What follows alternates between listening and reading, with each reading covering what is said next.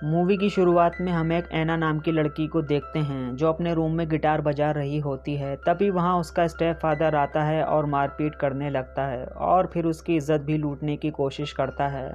फिर ऐना अपनी इज्जत बचाने के लिए उसके आलू बुखारे पर लात मार देती है, जिसकी वजह से वो पीछे गिर जाता है और उसके गले पर कोई चीज़ लग जाती है।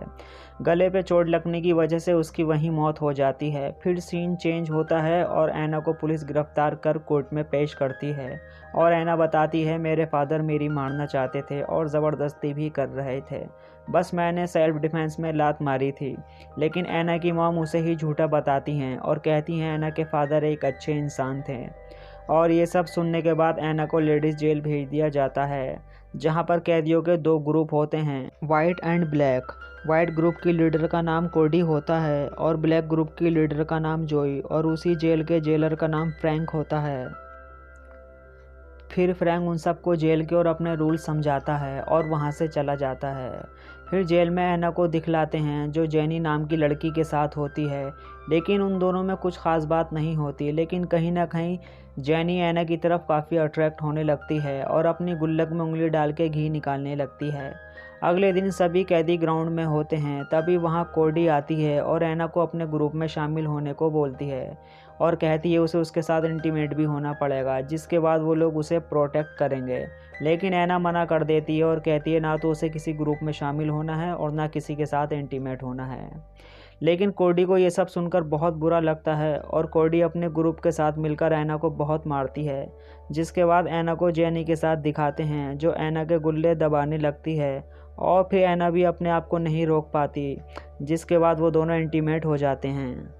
अगले दिन जोई ऐना को अकेले देखकर उसे परेशान करने लगती है, जिसके बाद ऐना कोडी के ग्रुप में शामिल हो जाती है और फिर कोडी उसे ऐना से लड़ने को बोलती है।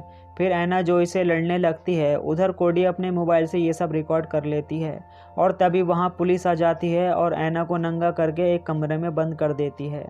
अगले दिन जेलर ऐना से कहता है अगर वो वहाँ से निकलना चाहती है तो उसे उसकी प्यास बुझानी पड़ेगी, और ना चाहते हुए भी ऐना तैयार हो जाती है और फिर दोनों टपाटप करते हैं।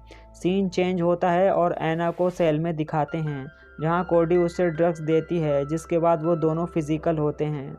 अगले दिन जोई ऐना से बदला लेने आती है और लड़ने लगती है और देखते ही दोनों ग्रुप में घमासान युद्ध हो जाता है और इस युद्ध के लिए जेलर ऐना को ही दोषी बताता है और फिर उसके साथ फिजिकल होता है, जिसके बाद वो कहता है कि वो अगली बार ऐसी गलती ना करे। ऐना परेशान होकर ड्रग्स की हैवी डोज लेने लगती है। कोडी ऐना को ड्रग्स लेने से रोकती है और समझाने लगती है, लेकिन ऐना उसकी एक नहीं सुनती और कोडी नाराज़ होकर उसे अपने ग्रुप से निकाल देती है और जोई को पता चल जाता है कि उसे ग्रुप से निकाल दिया है और इसी बात का फ़ायदा उठाकर जोई ऐना से ज़बरदस्ती करने लगती है और उसे बहुत मारती है, जिसके बाद ऐना और भी ज़्यादा ड्रग्स लेने लगती है और कोडी वहां आ जाती है और ड्रग्स लेने वाली लड़कियों को मारने लगती है। तभी वहां जेलर आता है और सबको रोकता है और ऐना अपने आप को मारने की धमकी देती है। ऐना की इस बात पर उसे फिर से नंगा करके एक रूम में बंद कर दिया जाता है और फिर ऐना परेशान होकर फिर से अपने आप को मारने की कोशिश करती है। तभी वहाँ एक ऑफिसर आ जाता है और उसे बचा लेता है और जब ऐना को होश आता है तो वो अपने आप को हॉस्पिटल में पाती है। उसे काफ़ी दिन वहाँ रखा जाता है। इसके बाद फिर से वो जेल में आ जाती है और अपने हाथ पर बने टैटू को मिटाने लगती है जो कि कोडी ग्रुप का होता है। वहीं कोडी को ये देखकर बहुत गुस्सा आता है और वो ऐना के गाल पर कट कर देती है। इसके बाद हम ऐना को हॉस्पिटल में देखते हैं और तभी वहाँ जेलर आ जाता है और ऐना को टच करने लगता है और डॉक्टर भी ये सब देख लेती है और सब समझ जाती है और जेलर के जाने के बाद ऐना से पूछने लगती है और ऐना भी बिना देरी किए डॉक्टर को सब कुछ बता देती है। और सब जानने के बाद डॉक्टर जेलर के पास जाती है, लेकिन जेलर भी अपना बड़ा खिलाड़ी था, सब कुछ पहले ही सीसीटीवी में देख रहा होता है। फिर डॉक्टर उससे कहती है कि वो उसके सारे गलत कामों के बारे में पुलिस को बता देगी, लेकिन तभी जेलर उसे मार देता है। अगले सीन में ऐना कोडी के पास जाकर जेलर को फंसाने के लिए मदद मांगती है और ये सुनने के बाद कोडी भी उसकी मदद करने के लिए राज़ी हो जाती है और अपना फ़ोन दे देती है। फिर जेलर ऐना के साथ टपाटप कर रहा होता है और तभी ऐना चुपके से उसकी वीडियो बना लेती है।